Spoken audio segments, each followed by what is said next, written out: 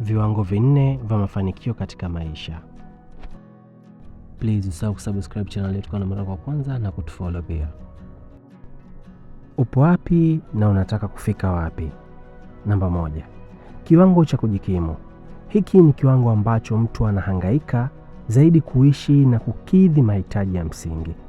Katika kiwango hiki, mtu anapambana na mambo kama chakula, kodi ya nyumba, mahitaji ya kila siku, madeni na kadhalika. Maisha yake mengi yanaendeshwa na shinikizo la mahitaji ya haraka. Hapo lengo kuu ni kusukuma siku na kuendelea kuishi. Namba 2.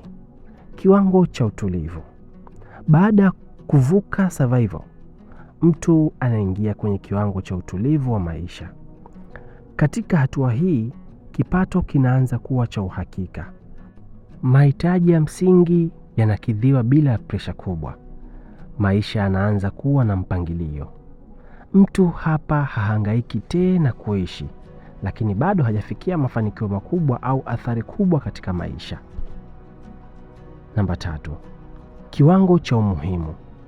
Katika kiwango hiki, mtu hatoi tu maisha yake, bali anaanza kuwa na thamani na mchango kwa wengine. Watu wanaanza kumheshimu, kumtambua, kusikiliza mawazo yake, kunufaika na kazi au mchango wake. Hapa mtu anaacha kuwa mtu wa kawaida na anaanza kuwa mtu mwenye impact kwa wengine. Namba 4. Kiwango cha ushawishi. Hiki ni kiwango cha juu zaidi. Katika hatua hii, mtu ana uwezo wa kuathiri fikra za watu, kubadilisha maisha ya watu wengi, kuanzisha harakati au mabadiliko makubwa. Hapa mafanikio yake hayabadiliki kwake peke yake, bali yanaathiri jamii, kizazi au watu wengi zaidi. Swali muhimu la kujiuliza: upo katika kiwango kipi kati ya hivi 4? Na unafanya nini ili kufika kwenye kiwango kinachofuata?